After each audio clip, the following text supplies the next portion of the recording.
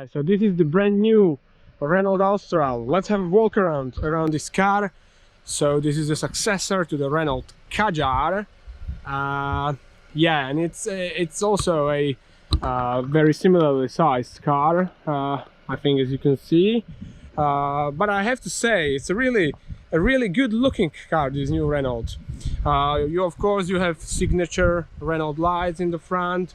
You have this nice mask with this shaded Renault logo, which you know, it isn't clearly visible, but it's sort of dark. But yeah, it looks nice. You also have these air curtains here, which is a very often used feature now in the aerodynamic sections of the cars. And overall, I have to say, the car looks really nice, particularly in this matte gray color. Of course, this is the Esprit Alpine equipment, so the top level. It costs 41,000 euros in this spec, 41,000 euros and something, and it is powered by a TCE engine, 160, so it's a 1.3 liter engine. This is how it looks from the back. Of course, Renault makes a really great design, and these rear lights, as you can see, this 3D rear design of the lights is the sign of that. Also, the rear of the car looks, in terms of proportions, really nicely. I really like how the lights are connected, and there is this little gap in between them. I like that. So yeah, we have of course also huge wheels. I went through a little bit of mud here, but we have these wheels, which are pretty nice, and the tire size is 235 45 20. So yeah, 20-inch wheels, and I think wide enough tires also for the car. Let's have a look into the boot, which is electrically controlled. We have, I think, what is a decently large boot. You have some hooks here, and you also have the underfloor storage, which contains this this tire. If you had a puncture, you also have a 12-volt socket here, which is nice. So yeah, it's a decent practicality. I also like the quality of the carpet here. It's really nice. Renault has gone really quite up in terms of why doesn't it work now? Now it works, yeah. In terms of quality of the car, really the feeling from the car really went up. Now let's have a look into the boot. So look at this. You have this Alcantara in the door, which feels pretty nice. You have large enough door bin, and of course 2 speakers in the door. Let's have a sit inside. So right now I'm sitting behind myself, and there is really plenty of room in here. You also have air vents here, and you also have 2 USB-C charging ports. You also have central armrest, which is nice for the family. There are isofix anchor points. Yeah, so good practicality, good space here. And also above my head there is this panoramic roof, which I can also, you know, move and unfold. And you also have, this is interesting, you also have lights behind your head. So LED, nice elegant looking LED lights behind your head. So yeah, I think pretty good in the back in terms of space for the family. And now let's have a look in the front. I just stopped by the road on some field to show you around this car. So again, Alcantara in the roof, and the speaker. This car has a Harman Kardon pack, so it has Harman Kardon speakers. Here you have the Alpine badge. Also you have Alpine logos on the headrests, which is pretty nice. The seats, actually, they are pretty nice. You have Alcantara on the sides. The support, of course, could be a little bit better, but it's not a sports car. You also have these floor mats with Alpine logo. And let's go inside. So here you see that's another speaker, Harman Kardon speaker. You also have a little bit of Alcantara here on the down section of the steering wheel, which the steering wheel, I have to say, is a really nice shape. I really like it. It's not rounded, it's like maybe hexagon, I think. And yeah, it's not too big. It's not too big. And you also have, this is a nice feature, with this button you change driving modes very quickly.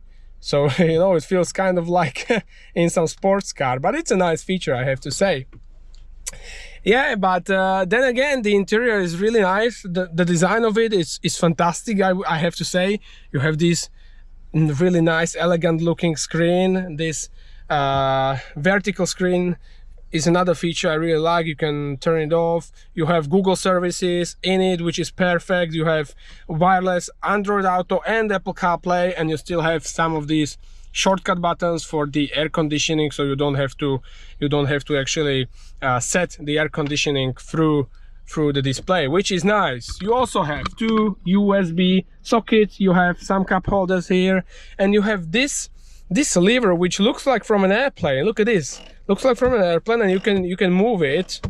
And what this does is that it opens up this huge space in here where you can store some other stuff.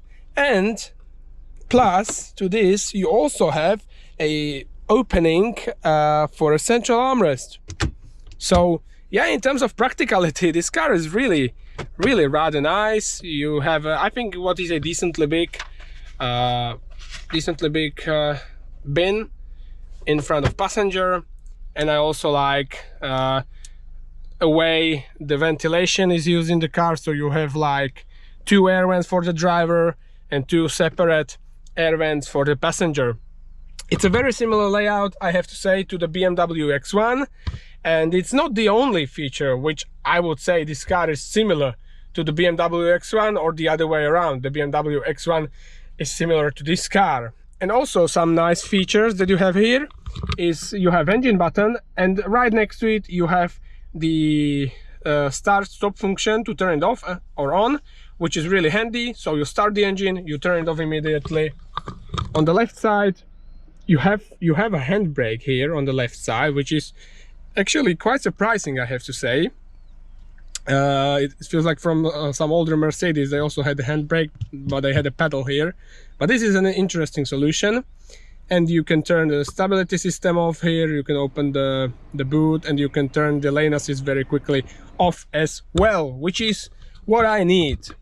In terms of quality of the interior, you have some really nice soft touch plastic here, soft touch plastic here on the door. Yeah, only this section is kind of hard touch, but it's still very well done. And you also have this Alcantara again with the stitching on the dashboard. So yeah, overall I have to say, yeah, pretty nice car. And I would say let's take it for a drive and let's talk a little bit about how it drives. So now let's talk a little bit about how the Renault Austral drives, because it actually is really a rather nice driving SUV. So the first thing that I should mention is that this car has 4Control. So 4Control means rear wheel steering, and this is a really handy feature in the city where this car can maneuver as well as a Renault Clio, a city car. And of course also when you're driving fast, it gives you much more stability in the high-speed corners, so that is a good thing. The setup of the suspension is mostly on the stiffer side. You can really feel also the torsional stiffness of the car, but also the stiffness of the damping. But there is this little bit of neutrality where, for example, BMW X1 was, I would say, and also my passengers told me, it was too stiff. This is really a nice compromise for stiffness and driving comfort, so that's really nice. The steering is really precise, really reactive, so that is a nice thing. You can also have it more comfortable where the steering is very light in the city, and in the sports mode it's much more heavy. So the feedback is there is a little bit more feedback. There is of course a little bit more strength that you have to put into the steering to steer the car, and it actually feels more natural, of course, to drive the car. So you actually feel connected to the car. Of course there is an electric steering power assistant, so yeah, but that's a normal thing. It's nothing new. Yeah, the steering is nice. I also like this hexagonal steering wheel. Actually it looks really good.